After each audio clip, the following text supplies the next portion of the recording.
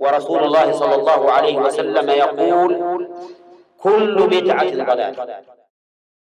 Lowering the gaze, men and women, just as Allah and His Messenger sallallahu alaihi wasallam has commanded for us to lower our gaze and not to display, my sisters, your beautification in public.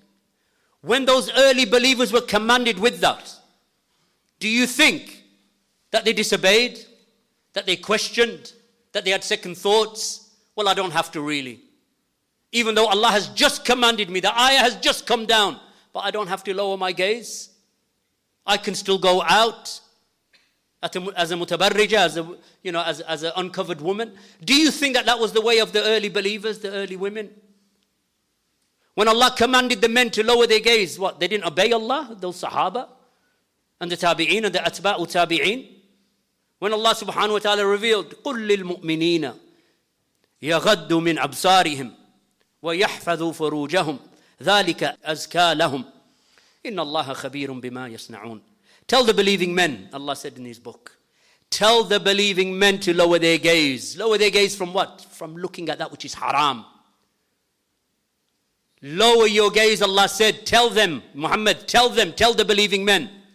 Lower your gazes from looking at that which is haram, from looking at women.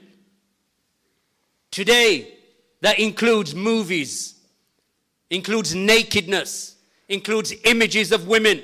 Lower your gaze and protect yourselves, and tell them to protect themselves from fornication.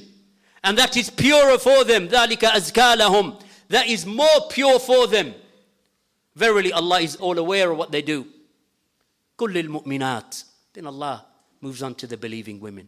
Say to the believing women, يَغْضُضْنَ مِنْ أَبْصَارِهِنَّ وَيَحْفَظْنَ فَرُوجَهُنَّ وَلَا يُبْدِينَ زِينَتَهُنَّ إِلَّا مَا ظَهَرَ مِنْهَا. And tell the believing women to lower their gaze also from looking at that which is haram. Allah commands the believing men, then the believing women. What do you think the attitude was of the Sahaba when these verses were being revealed? Disobedience? Lack of submission? Ignoring? Rebelliousness? What was the attitude of those thousands and thousands of Sahaba radiallahu anhum when these verses were being revealed in Medina? Tell the believing women to lower their gaze and to protect themselves from fornication and not to show off their beautification except that which is normally apparent. What's normally apparent of a woman? This is where the sunnah comes in, because the Prophet ﷺ, he clarified the sunnah. So what did he say when he saw Asma bint Abi Bakr, his own sister-in-law? He saw his own sister-in-law, the Aisha's sister, older sister. And he said, Ya Asma, I should not see anything of you except for this and these, pointing to his face and to his two hands.